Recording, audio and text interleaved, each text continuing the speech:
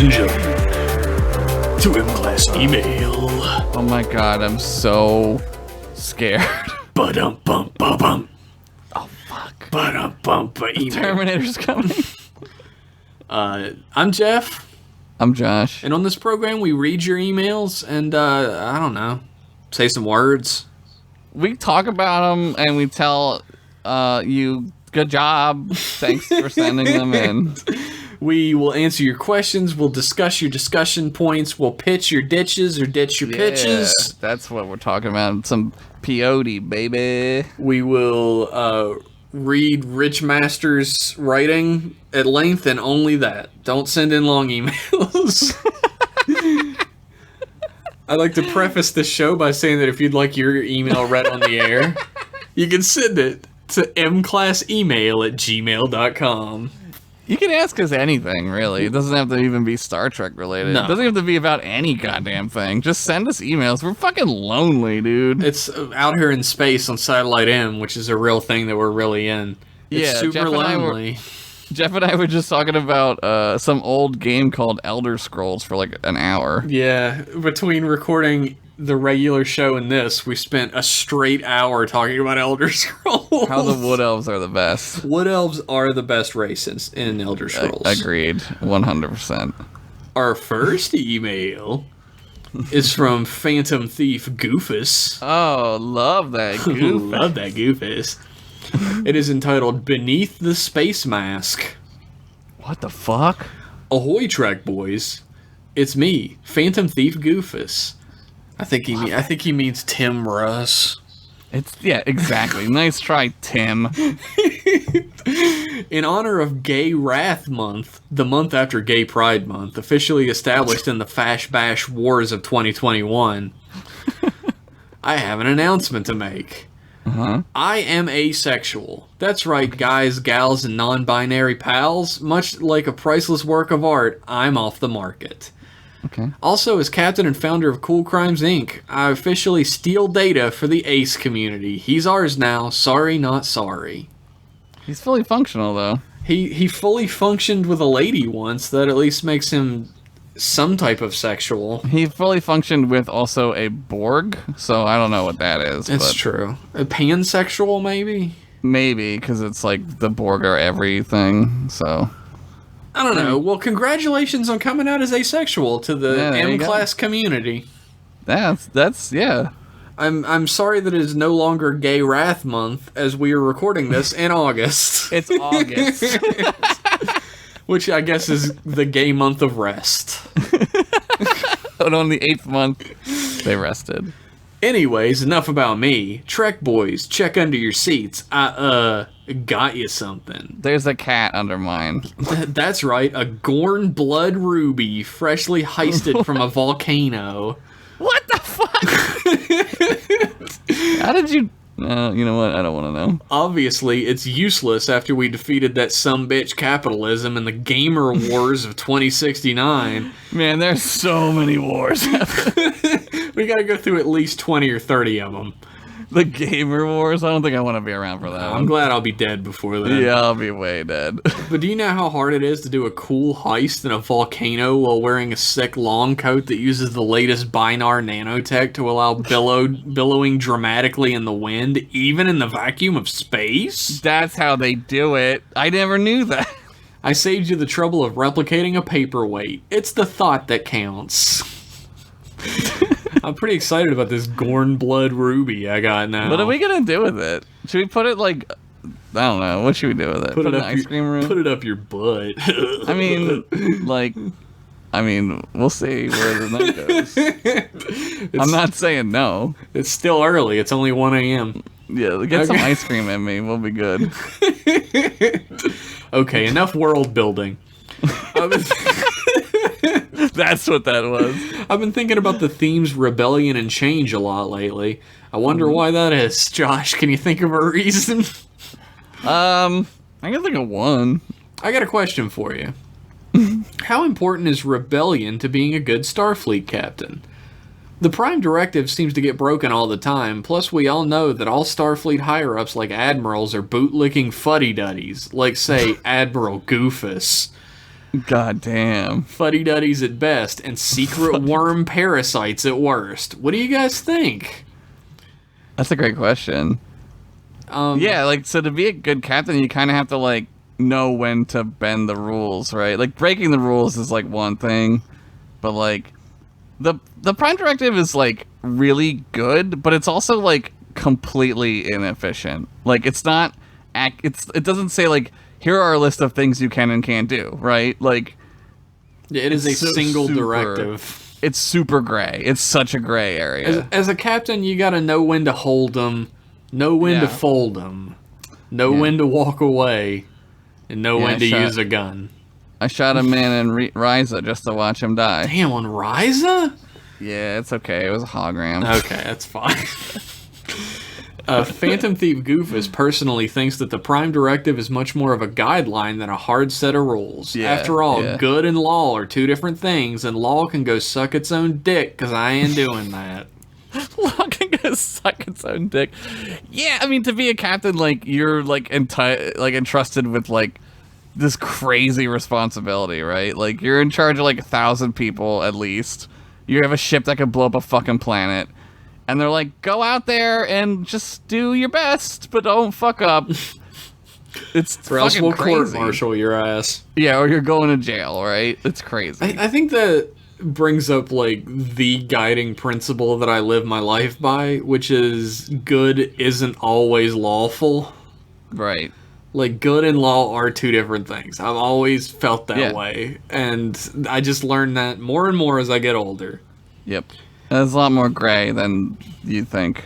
It's a lot of gray. Doing the Everything's right gray. thing doesn't always mean following the law. And every Yeah. Starfleet captain knows that. And I feel like every higher up understands that to a degree, because Picard breaks all sorts of laws and guidelines and shit, but he's still one of the most decorated captains in Starfleet history. Yeah. Fucking Captain Kirk steals 2 ships on 2 separate occasions. He blows one up. And he's still one of the most highly decorated and honored Starfleet captains in history. I like when, yeah, they like court-martial him and they're like, your punishment is to get the thing you exactly wanted. And he's like, yeah, sweet, win one for the rebels. It's Yeah, I man. 100% agree with that though. Yeah, no, I agree too. You gotta, like you said, you gotta know when to fold them.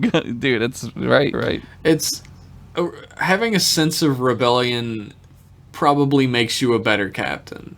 Like the thing about being a captain is you are like God on your ship. You're the king. Nobody else has say over you on your ship. Right. And that sort of autonomy is understood by Starfleet Command. They can give you orders and you have to follow them, but if you follow them in a way that they don't foresee, they understand that because you're the Right. king of your castle. It's Or all the like queen. Or circumstantial. the queen. Sorry. Right. It's all circumstantial too, right? Like it's like, well, this happened and like we had to do this, and it's like a 4-dimensional problem. It's not a 2-dimensional problem where you can be like, well, here the checklist says don't go into the neutral zone, right? You know, like sometimes you gotta go into the fucking neutral zone, man. Like it's crazy. It's all depending on what's necessary to do the right thing at the right time. Yeah. Phantom Thief Goofus continues, it was once perfectly legal to lock up children in cages because they were a different skin tone, after all. But that might be my cool space rogue sensibilities showing, although he spelled it rouge. Space Rouge. Check you later, Trek boys. Sorry for the long email. Signed, Phantom Thief Goofus. Ah, that's a great email. Thank you, Phantom Thief Goofus. I mean, Tim Russ. Captain and founder of Cool Crimes Incorporated. I got Ghost this cool emoji. Gorn Blood Diamond. Congratulations again on coming out to the Yeah. world as asexual. That that's awesome. Must have been a difficult decision to make. I'm glad that our podcast could help out. Yeah, that's awesome, man. Our next email is from Fed. Fedco, I know. who says it's entitled "Petition for the Naming of the Extragalactic Parasites." Oh, Ensign What, the- Pennington, Ensign thing- Henderson, what is this? I don't Trek like this. Voice. I don't like when it starts out like this. Tapon? Yeah. On Stardate 3287.2, aka Star Trek TOS Season 1, Episode 29, Operation Annihilation, the season finale, the USS Enterprise, under the command of Captain James Tiberius Kirk, encountered a most unusual entity which none deigned to identify with a proper name. A flying, behavior-altering parasite, theorized to be an extragalactic entity due to its inarguably unconventional properties. Those little, like, gross things that stuck to walls and shit, and they were, like, killing everything on a planet that Kirk's brother was on. Yeah. Kirk, who was just Shatner with a mustache. It is unacceptable for such a remarkable specimen to have gone unnamed for such an extended period of time. As such, I'm seeking signatures of approval in my campaign to assign the creatures a name befitting their visible features and properties. I would have called them night eggs. This is the most logical name, and my reasoning is as follows. Night eggs. Judging by their physical shape, the creatures bear a resemblance to what is commonly referred to as an egg prepared over easy. Included in this message are reference images for visual comparisons, should readers be unfamiliar with this. Okay. And holy shit, it does look like an over easy egg. It's a night egg. Currently, the only known vulnerability of these creatures is electromagnetic radiation, specifically of wavelengths commonly radiated by G-class stars. Thus, the creatures prefer to avoid the light, keeping to the shadows and leaving them only under the cover of night. Thus, it is night when one would most likely be encountering them. Oh my god, we have to tell Kevin 36 about this. Well, I don't really want to talk about what happened to the 35 previous Kevins. I mean, lots of different things. I guess I was there. I just don't remember because I'm Jeff 37. So. What? With these defining characteristics in consideration, I believe the efficient name Night Egg to be the most logical for... I feel like I should have been doing a Vulcan voice this whole time. I mean, this is fun. It's like kind of... It's very like I'm listening to a zoo books. I believe the efficient name Night Egg to be most logical for this creature. It is expected that, having received and possessed this transmission, you will share this belief as well. I await your signatures, signed Science Officer Fedco, currently not assigned to a vessel. Oh, man. Well, I mean, with this discovery, you should have any pick on the fleet, man. Like, this is a huge discovery. I can't wait to tell everybody about night eggs. Night eggs are not only delicious, but they're awesome. They're extra-dimensional parasite aliens as well, it turns out. I was eating eggs this morning, and I was thinking about how weird it is that we eat eggs. Dude, I was like... I had eggs with chicken the other night. Like, I had grilled chicken, like baked chicken with, like, stuff all over it. And my wife made deviled eggs. And I don't Crystal, like deviled eggs. I love deviled eggs. Crystal makes the best deviled eggs on earth, too. Maybe hers are good. I've not had They're very, like, buddies. mustardy and tangy. Okay. They're really good. Maybe. I'll try them someday. Someday I'll have to give you some. Send me some eggs through the mail. That'll turn out great. Yeah. But I like stopped eating at a certain point and I was like, man, this dinner is really fucked up. It's weird. Dude, eggs just are weird. They're just weird. I had egg fried rice for dinner. It's fucking delicious. Man, I had Chinese food. I had like pork fried rice. Oh, so good. So good. Why can't white people make good food ethnically? What's up with that? We live in we're like from shitty parts of the world. Like Central Europe is like fucking horrible. Like it's just like climate wise. Like what can you eat there, right? Like Sheeps. Dirt.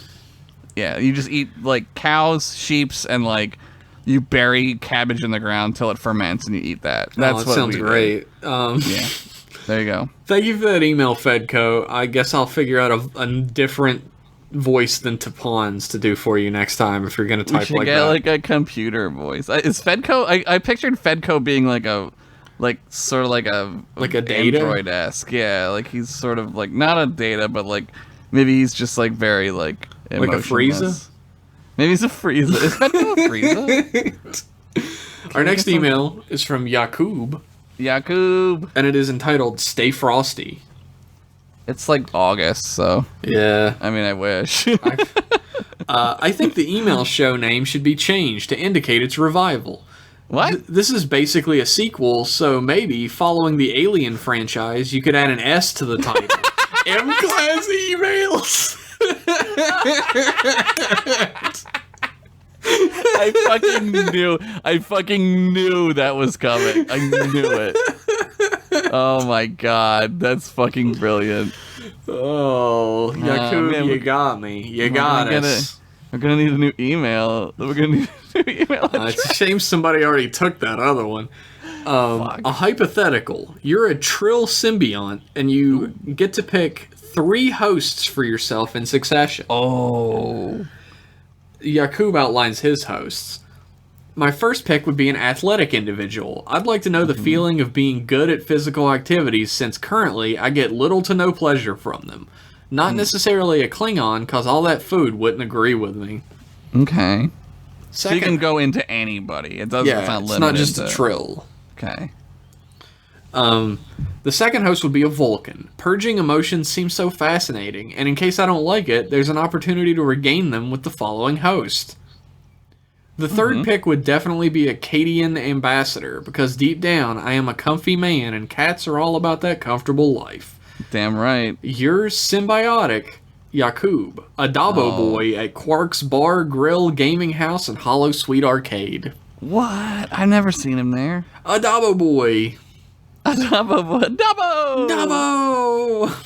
I would pick the 3 people with the biggest butt in all the galaxy. The 3 consecutive biggest butts. Once you go into the first person and they have the biggest butt, what do you have to gain from having a smaller? No, you start at the 3rd biggest and you go to the biggest. But you already know, if you just go into the biggest butt, you already know all the pleasures of having a very large ass. Do I, though? I feel like you do. You have a lifetime. You have a lifetime with the giantest ass in all of creation. But then I get to go to the 2nd biggest butt. And then finally the number 1 biggest butt in all the universe. Galaxy. Well, known universe. Known universe. I feel like you should just go into that one first. And then the second one could be the second one could be the one with like the biggest boobs. And then like the third one could be the one with the biggest wanger. And that way you could get the whole spectrum of very large body parts that people find attractive. I'm already in the guy with the biggest wanger in the universe, Jeff. I don't need to know what that's like. Am I right? No.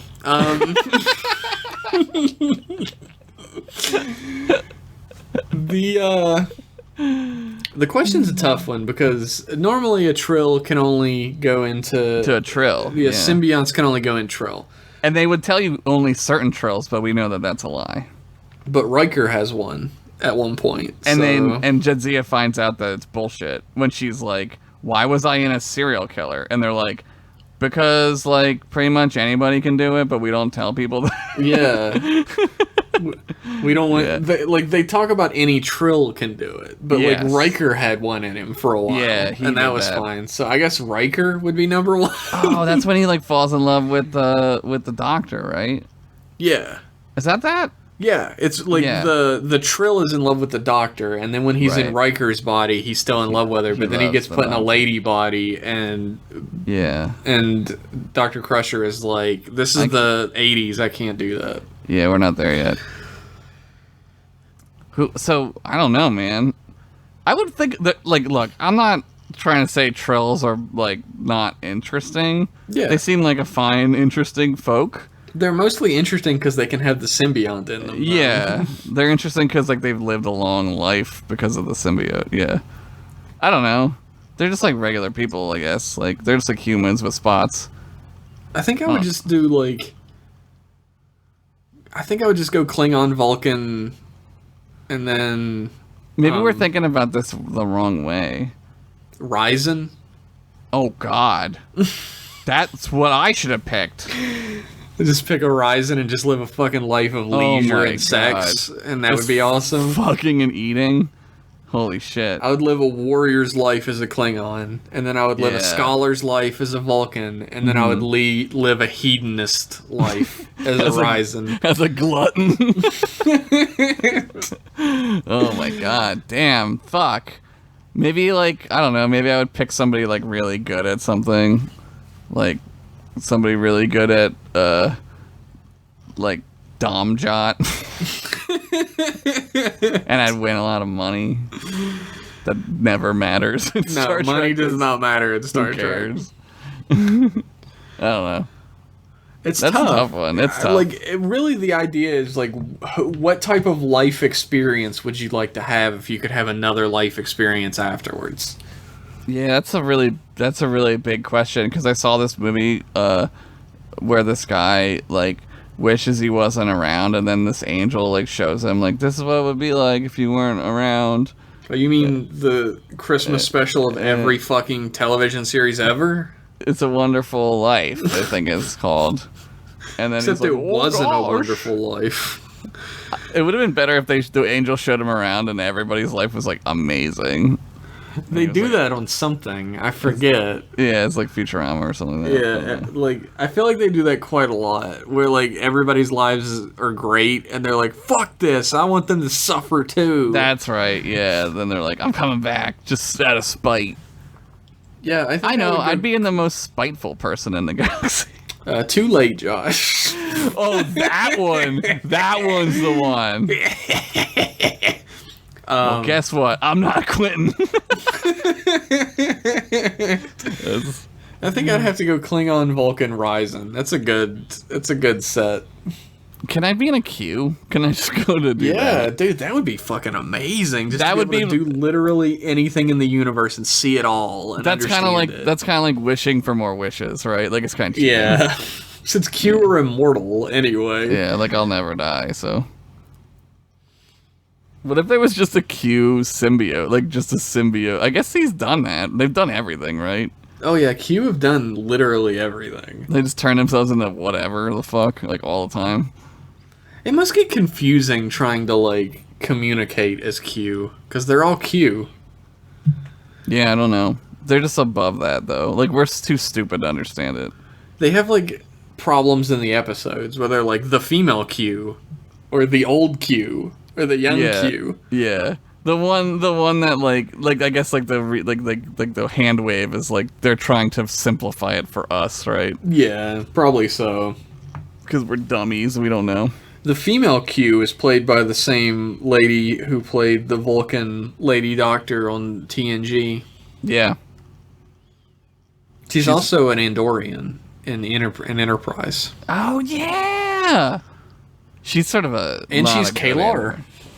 Who? Worf's mate, who he has Alexander with. Oh fuck yes. Yeah. She's very pretty. She's tall. She's super tall. It's like 17 feet tall.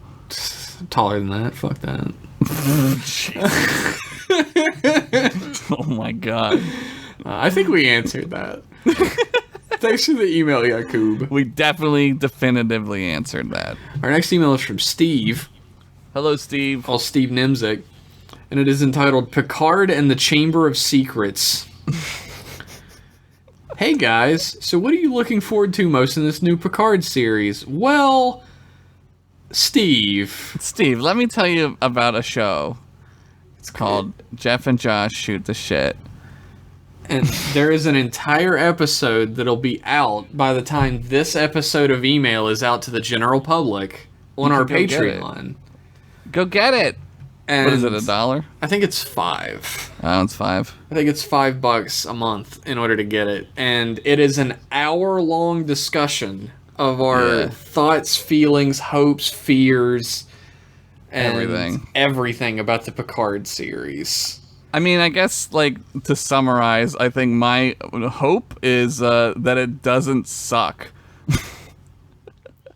Yeah, pretty much. Just to paraphrase the hour is that, like, we're scared of Kurtzman and we hope that he has as little to do with it as So possible. I'm looking forward to it not sucking, potentially, maybe. God willing. Does that answer his question? Probably not, but you know what will? Heading on over to patreon.com/mclasspodcast, where for as little as $5 a month, you gain access to a myriad of content, including podcasts, commentary tracks, audio logs, behind the scenes blogs and info, and much, much more. Did you just memorize that? Nah, I just said it. Like, you just said it? Yeah. Whoa. I'm pretty fucking good at my job, Josh. I know my job that. is not podcasting, so. Did you get put into a Trill a symbiote that is like used to be a announcer for Dude. TV shows? I could be a radio announcer so easy. You could be. You could be on there with me, Josh. We should do radio I'm not together. good at it. I'd be like the dummy. You're who not the dummy. They wheel out and they're like, this guy can't talk about. You're super interesting, Josh. Everyone loves you. Now shut up and let me do this next email. Imagine if I Idiot. wasn't a dummy, I'd be like a god. Our next email is from Boston Sean Dupree, Boston, Sean Dupree. and it is entitled Trek Talk with Minneapolis Mom. Oh God, Minneapolis mom. She's back! It's Minneapolis Mom! And it begins, Trek Boys! Trek boys. Not a big fan of rape culture here. That was an uncomfortable episode to watch with my mom, but she told me this was the first episode her and her brothers watched back in the 60s. Oh wow. She said that after that the episode ended, they all assumed transporter accidents were going to be the primary issues in the show. Man, how are they? She's She technically wasn't that right. wrong. Yeah, yeah. You know? Yeah. Here are some of Minneapolis Mom's hot takes. Oh my God, I love it. She couldn't make a joke to make that dog any funnier. I like that guy's Swedish flag uniform. Yeah, dude, had the dust all over it. That's funny. Evil Kirk hates art. There is that scene where he kind of flicks at the painting in Rand's room, and he's like, meh, Yeah. fucking art. Ugh. I like Yeoman Rand's xenomorph haircut. My mom didn't know the word xenomorph. She kept calling them banana aliens. Banana aliens. They're not even yellow. My mom thinks her name is Yeoman, but that's understandable. It's the most mom-ass shit I've ever fucking heard. Spock tells Kirk that it's his duty to lie. Who am I to argue with logic, I guess? Logic says lie. Evil Kirk hates books, too? This guy hates culture. Yeah. Sean, what's that called when a bunch of young people get together and just snuggle? Me. I think they call it a cuddle party, Mom. Mom, we just called them orgies. Your mom rules. Your mom has lived a life she will not tell you about, Yeah, buddy. you're gonna have to read about that in the will, dude. Scotty really seems uncaring about Sulu. He really doesn't give a fuck in this episode. He's like, Yeah. the dog got turned into two dogs. He's got technical problems to worry about. He can't be worried about Sulu. This last scene was Shatner's favorite because he got to hug the person he loves the most, himself. Damn, that's fucking awesome. Wait, why doesn't the ship have those little ships to go get Sulu? That's what I Good said. question, Minneapolis Mom. We also said that those exact words too. Why doesn't this ship have the little ships? That's all. I love when you guys do TOS episodes because my mom absolutely loves TOS but refuses to watch later Trek, so it's fun to hear her talk a little bit about Star Trek. Until Does next she- time, Boston Sean. Does she listen to this? Because if she does, she should totally watch later Star Trek. I'd love to hear Minneapolis Mom take on TNG, especially season 1 or 2. Yeah, Oh my you should God. tell her season 1 is basically just TOS Yes. but with a different cast. Yeah, it's just TOS. I think she'd get into it. I would Yeah. love to hear her do some takes on TNG. Your 'cause mom's I love funny her as fuck, takes dude. anyway. Your mom's fucking funny. She's hilarious. Calling them banana aliens is Banana the aliens. funniest shit. to And then me. you gotta interpolate what the fuck that means, because moms are what is it called when you don't. I love all the things we missed talking about, like the Swedish flag uniform and Yeah. Evil Kirk, or as we called him, Burke, Burke. hating art. Yeah, Burke hates art. He hates culture, dude. He can't be bothered. Our next email is from Charles of Starfleet Intelligence. Do we always make a Charles in charge joke about him? Charles in charge of our Our emails stars and our and our PODs. Charles in charge. This is entitled Fun Fact. If you ever hit Odo hard enough, you would actually fix his face. What? That's mean. rude as fuck. That's super mean. He can't make a good face because he's dumb. Good. Because he's dumb. He's stupid. Good evening, Trek boys. Hello? Yours truly is investigating a robbery at the Central Bank of Ferenginar. This may be off topic, but I just listened to the OGOC pod episode, and I'd like to take you all over to a little land called Daranos. Oh my god! Oh my god, this is just a pitch it or ditch it for Daranos. Everybody who's listening to this for sure knows Daranos is a land first spoke of in the podcast hit Fantasy Fiction. If you don't, go listen to it. He's skirting the system by emailing us about a show that we did that I was guest to on your podcast. Look, he's like skirting the system here. He's skirting the system, but we only got 7 emails. We don't have a protocol for this, so we're gonna allow it. On a small shack on the coast lives our subject, Relbig the Half Mermaid. Relbig's dad. Half mermaid. The half mermaid, only half. But that's all mermaids. Relbig's dad was the greatest fisherman in all the land who was saved by an enchanting mermaid. Run-on sentence ahead. They decided to get married and have kids, which was weird at first, but he got used to it, which is the kind of thing you have to do to make marriages work. I'm pretty sure we've all done something stranger than throwing our baby batter on a pile of caviar, and we shouldn't judge them as long as they're happy, which they are. Relbig unfortunately got the wrong end of the mermaid lottery and has a man's body with a fish's head.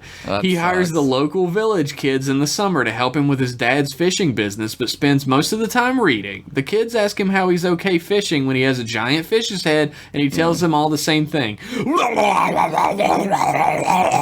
my god, he talks so beautifully.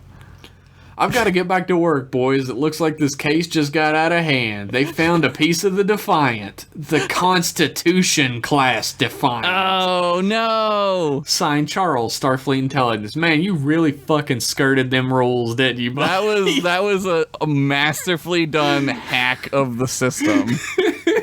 Like, that dude was like... hacked directly into my brain through 2 podcasts in order to get me to do that. That dude was like, how do I send in an email for a podcast that's been out for 2 months? I know. I'll just send it into the other podcast. Here's the thing.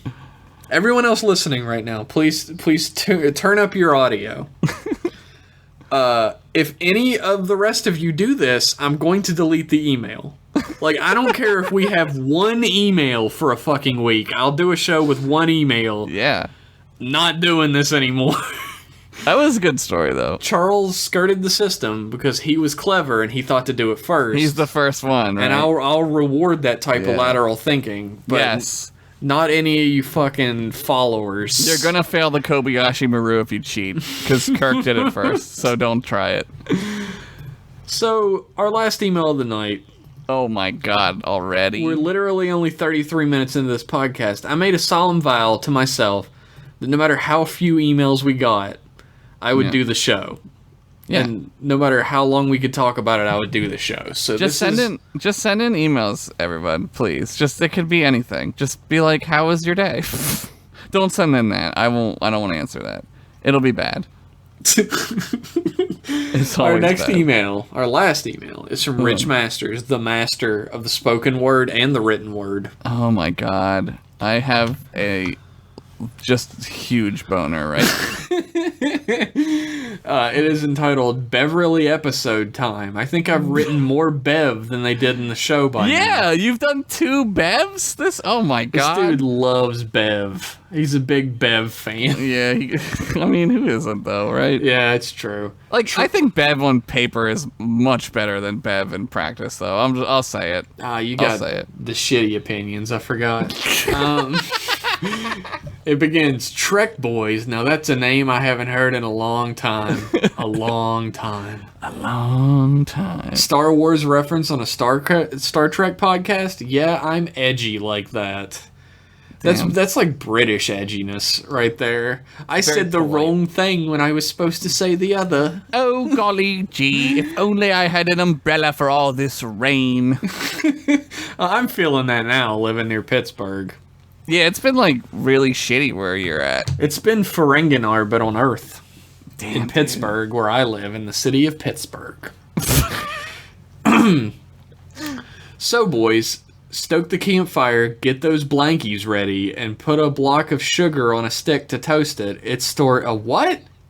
He means a marshmallow. Oh, okay. It's not really a story block. time. It's sort of like a cylindrical block. Like, I thought that was a British thing. Like, you put a fucking thing of sugar on a stick. That's probably what they call it, like, because they don't have words. It's a sugar stick. It's a shuggy wuggy stick, sugar. You put a sugar block on a stick and then you toast it. Darling, go fetch These are me the- a stick from our one tree we have.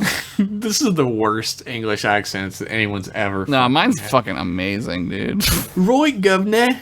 Anyway, here we go. Episode 22 of Star Trek TNG, Season 8. Oh my god. Please note, this is a Crusher-based episode, so I will be interchangeably using Beverly, Bev, Dr. Crusher, Doc Crusher, Crusher, Crusho, and the Big Crusherino, maybe. That note is for you, I think. 'cause Just you're the- thought I'd be transparent. Cough, Jeff, cough. Yeah, it's either- Smiley yep. face. Yep, I knew it. I love how personally he takes it when I call it. he does switch to Bev quite often. He, like, Bev, now I'm calling her Bev. Beverly Crusher won't even be in the episode, but he'll, like, slip in a Bev. It's like, I hurt his feelings. I didn't really, I touched a nerve, I think. The first time I was Yeah. like, you don't know these fucking people. And he was like, I write them. I know mine. Now, we had a conversation about it. He was joking about it in the Discord with me. He literally just changes the names so much because it's boring to write the same No, name yeah, over you don't and want to over write the in a same name. script. Yeah, it sucks. Which it is. Yeah. To begin the episode, the Enterprise E is taking a break from the war effort to bring in a potential new ally to the Federation, a species with unparalleled mastery of biogenetics called the Fornar. Up until recently, the species had completely cut itself off from all other races despite being warp-capable for hundreds of years. They fought off advances from both the Romulans and the Klingons, but no one understands how they did it. Captain Picard is hosting a reception after a week-long stay in the Fornar Imperium, and is doing the usual diplomatic meet and greet with the head of the Fornar, Magister Eris. Picard asks if Eris trusts Is it him enough- Eris or Aerith? It's well, I guess in America it would be Aerith, but in Japan it's Eris. Eris, okay. Just making sure. And I'm a weeb, so Yeah. Picard asks if Eris trusts him enough now to explain why the Fornar were always so reclusive. Eris explains that her people have passed the peak point of their evolution, and as such, their immune systems are completely compromised to most environments, even their own. What? Their massive push for advancements in biogenetics has been to prolong their existence as a species and to destroy new and virulent diseases that are threatening to wipe them out. There is also a xenophobic nationalist group that oppose outside interference and Federation membership. Oh, that sounds familiar. There always is, isn't there? Yeah, they're always around. Like a Captain- virus, almost. Oh yeah, shit. Fucking I bet he'll do that. I bet he'll do that comparison. I bet. Captain Picard says that joining the Federation would be a benefit to both parties. The Federation has many talented medical professionals to help with their problem, and the Fornar could help with their research to finally break the Ketracel White dependency of the Jem'Hadar. Yeah, fucking get him off that crack, son. Picard has his promise to Tora Nima to fulfill, after all. That's a good callback Oh, yeah. to a previous episode Rich wrote. Yeah. Eris says the first step to Federation membership will be helping them destroy the disease that is ravaging her people. The Vorix.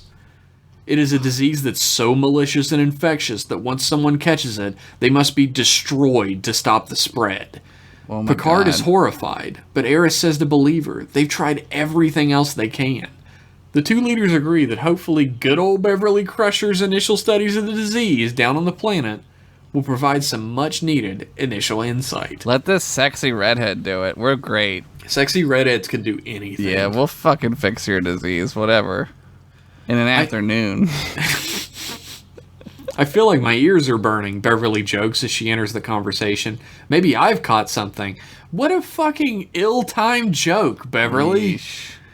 Yeesh. Yikes. Eris laughs, explaining that burning ears are not typically a symptom of the Vorix. Good. At least, like, Eris was, like, polite enough to be like, haha, yeah. The three discuss Crusher's recent trip down to the Fornar Prime, and the Doctor admits that while she didn't make any real progress, she's hopeful that some of the new ways forward with the Vorix can be tried. Beverly excuses herself from the discussion. Picard follows her and asks if she's okay.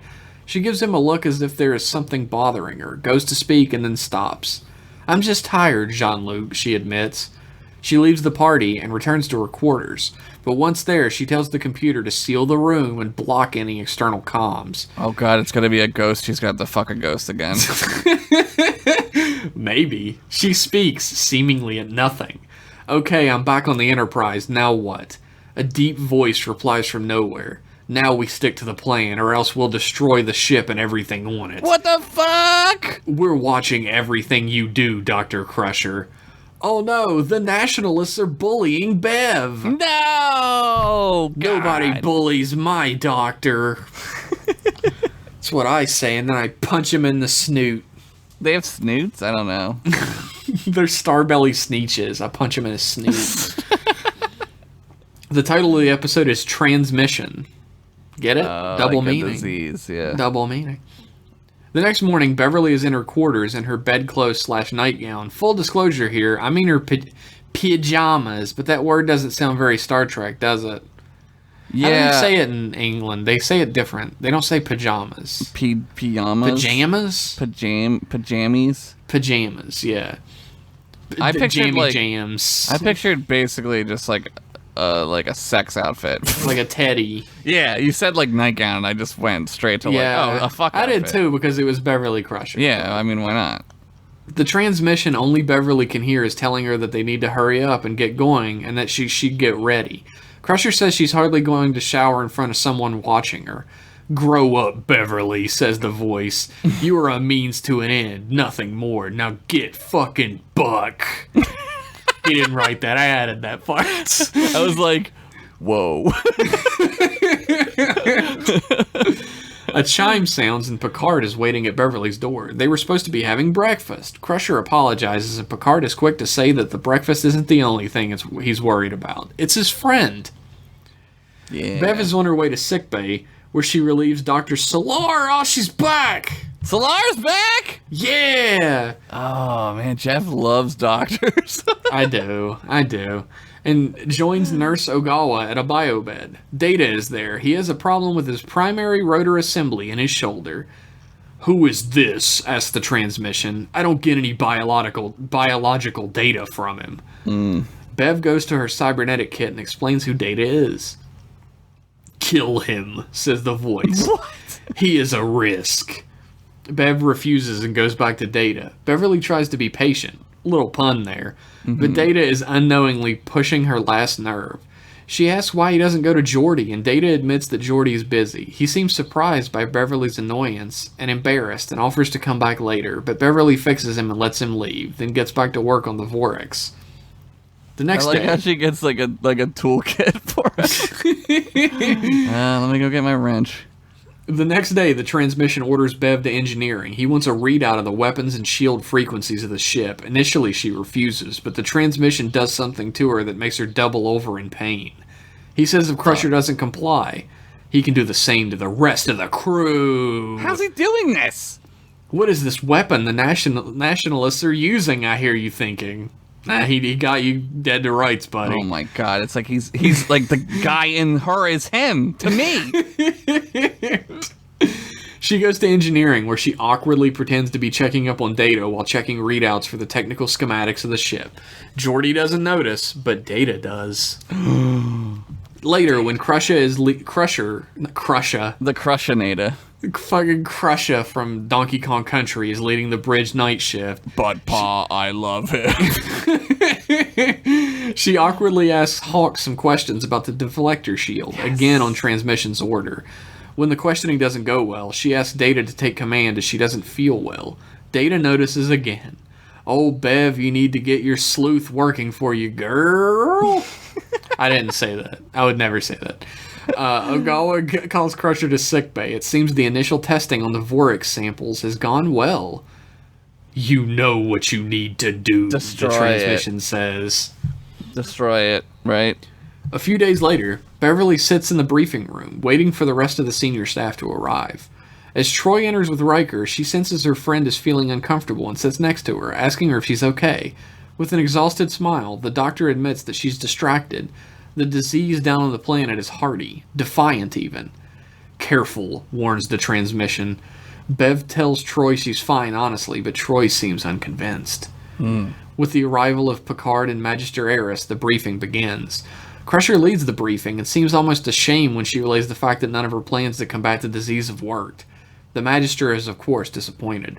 She asks about the initial successful tests that Crusher was so confident about, and asks why none of those bore any fruit. Crusher admits that the first tests were positive, but she hadn't had any luck with the follow-ups. Eris is bitterly disappointed. That doesn't Picard seem placates her. This is still only the second week of them knowing the problem, and while only using one medical staff, no matter how good they are. The meeting is disbanded, but Picard asks Beverly to join him in the ready room. Damn. Picard asks if there's something Crusher wants to tell him. Kill him! Kill him now! The transmission says. Beverly is on edge and awkward, but Picard just wants to know why she's doubting herself, why she's being so defeatist, and that he has faith in her. Data has noticed how distracted she is and was concerned for her. She tells Picard that she has taken her initial failures to heart, but that she'll get right back to it. She leaves to get some rest, and Picard calls Data and Eris into the ready room. Beverly rushes back to her quarters and tells transmission she can't follow his demands anymore.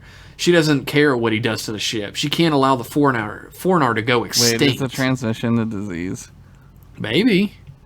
Damn. Did you get that? Is that... The transmission finally admits.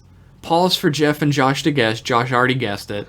He's not a xenophobic nationalist. He's the Vorax. Yeah, he's a disease. Yeah. The Fornar humanoids are on their last legs. Damn, Josh, you fucking called that, dude. I gotta give you a pat on the back for that shit. I'm pretty smart.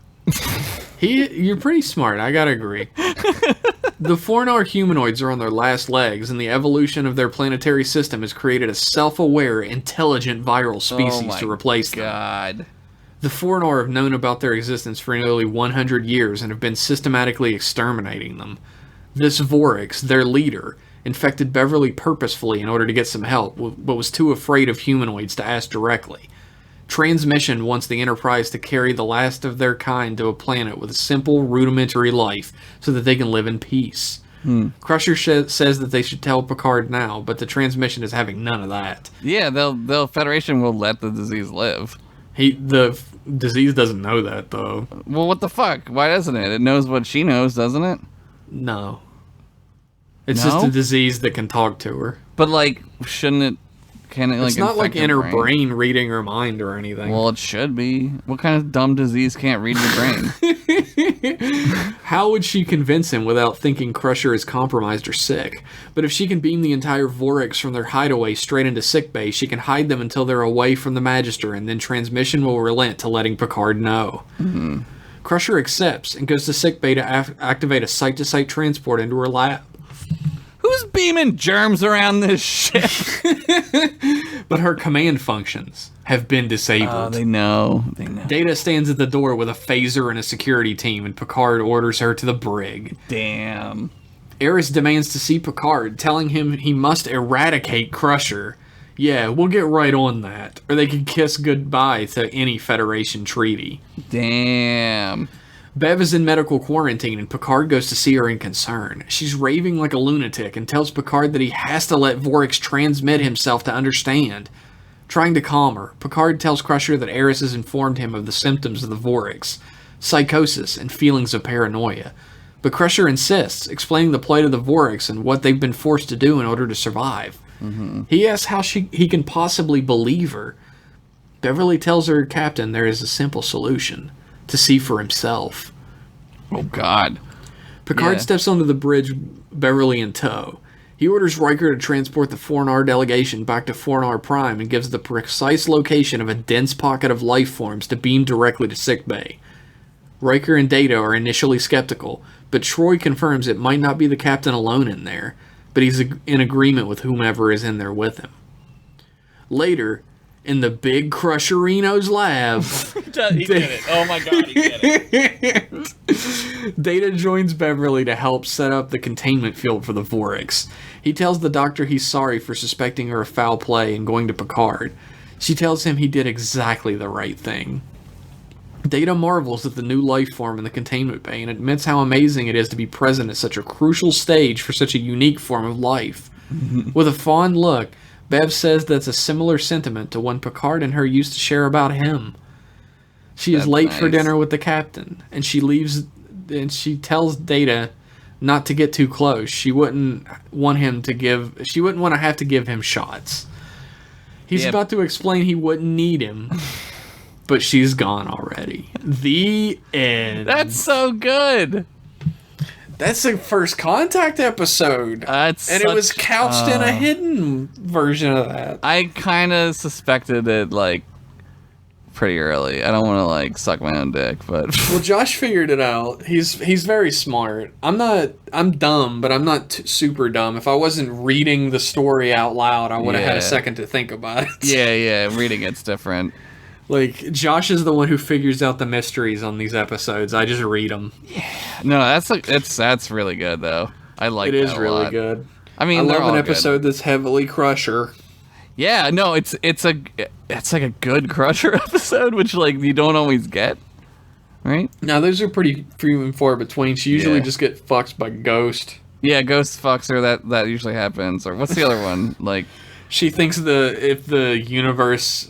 If she hasn't changed, then the universe has. Yeah, like the universe is getting smaller, right? Is that part of what's his name's giant fetish? You think? Oh yeah, for sure. Like Brandon the universe Braga is getting smaller. He was like, "Oh, she's real big. Gusher's big. She's like way bigger than the giant women I normally love." Yeah, like so big. 3 more to go, boys. I gotta admit, I will feel a sense of sadness when this is all done. It's definitely made me a better premise writer. These are amazing. We were just saying how, like, these are incredible, and you need to, like, I don't know what you do with them. Give them to me. Give them to me. Like, not to, like, sell, but, like, I would love like something. These are so good. Like, I'm gonna cry when this is done. Me too, man. Like, Rich commissioned me once to do a cover for one of his episodes, like one of the first ones, and we had talked about doing a like a cover and then the script inside, like the writing inside that people could read, and do that for like every one of them. But I charge money, and Rich has a life outside of this. Yeah. So I guess we'll see. I don't know, but these are great. I love them.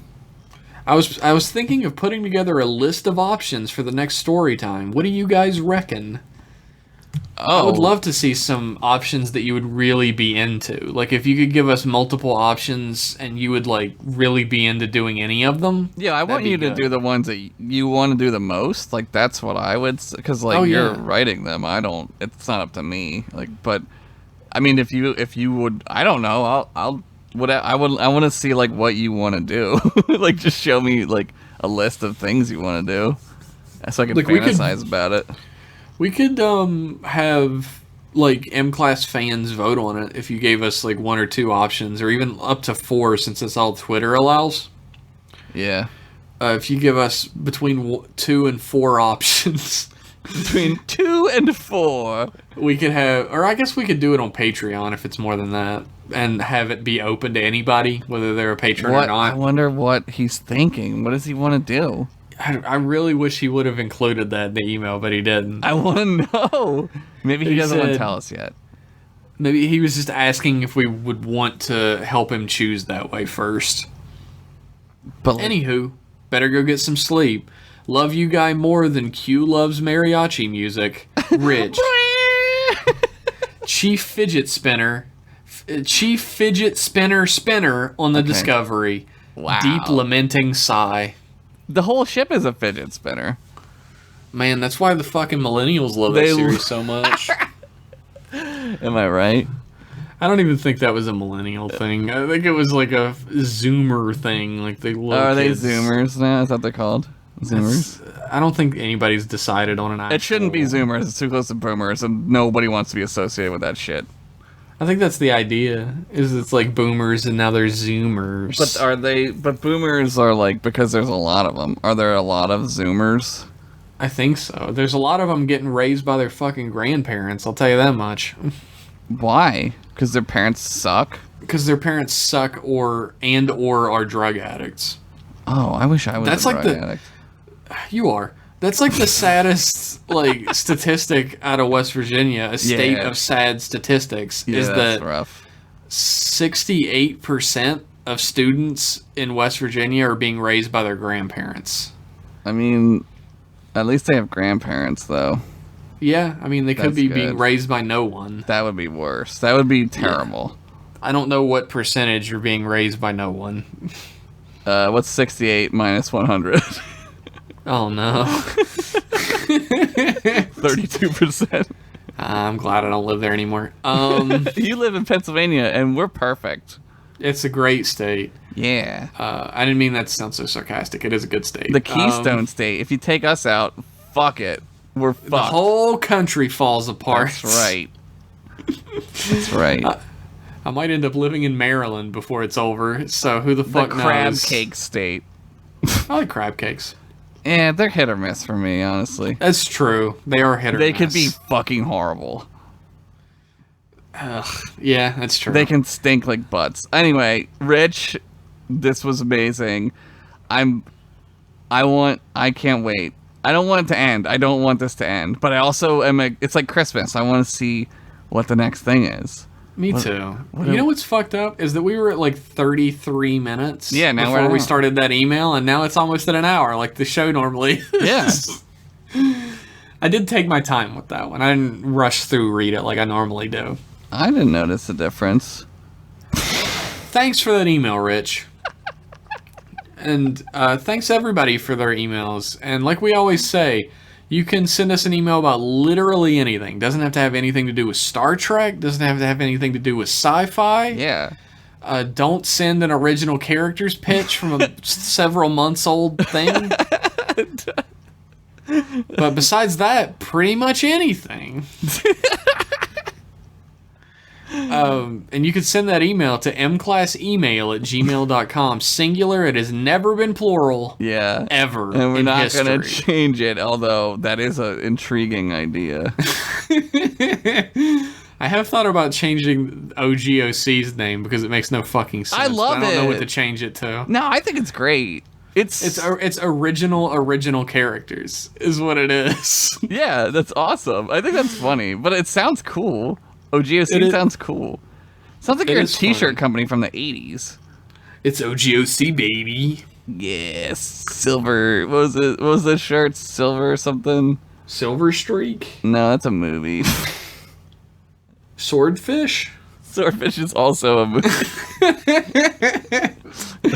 I knew that one. Oh, man. Quicksilver, that's what it was. Quicksilver, yeah, that was like a 90s thing. Yeah, it was like early 90s, mid 90s. Tony Hawk was like big Quicksilver. I used to buy those shirts a lot.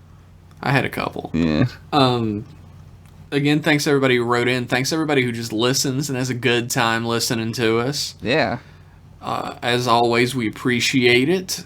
And you can follow us on Twitter at mclasspodcast if you're so inclined. You got anything you want to plug in this episode, Josh? Well, nothing's really changed in the last like hour, so watch continue. It's on every Wednesday. I'm sure they all do. Listen to M Class. Oh, you are already. Oh shit. Listen to M Class Podcast. This is email. Yeah, listen to wait, go back and listen to the other one. That's it, I guess.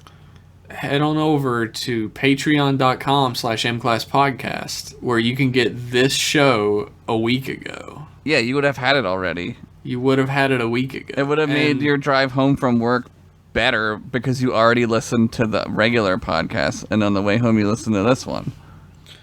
Like, no. No? You would have already listened to this one, and on the way home you would listen to Jeff and Josh shoot the shit. Oh fuck! There's three of them. Which is a free podcast that you pay for.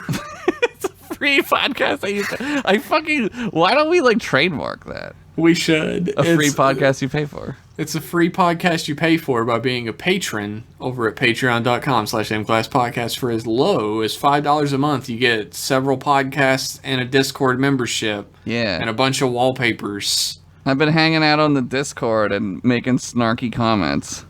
And people love it. They kind of ignore me now. They're kind of like, oh, Josh is here again. Oh, whatever. That's the thing. They're very, like, blasé about us as hosts being there. They're just like, just like anybody else. They got their own thing. I don't want to step on anyone's toes. It's they got true. There's own... a whole, like... Yeah. There's a whole, like, culture that's Yeah. formed around that podcast now. They have their own thing. And, like, when That's we cool. pop in, they're like, oh, it's Jeff. Or, oh, it's Yeah. Josh. Hey, what's up? But, like, normally they just go about their own shit. And I feel like I caused that a little bit because I was there a lot to begin with. So they're just like, oh, one of the hosts is here. Who cares? Okay. And that's fine because they love it and it's fun. Yes. And I've learned a lot there. I've learned a lot. There I contributed. It's a free podcast you pay for. It's a free podcast you pay for. Low's $5 a month. Head on, if you really want a good thing and not this dumb old podcast or any of the dumb shit we do, you can head on over to inksburg.com and check out my webcomic. It's great. I already talked about it in the old one, so I'm not going to do it again. Do it but again. It's really fucking good. No, check it out. It's awesome. It's great. Thank you, Josh. I love it. Thanks one more time, and we will be back in 1 week's time with more M-Class goodness, or earlier if you become a patron. We'll see you next time. Bye. Bye-bye.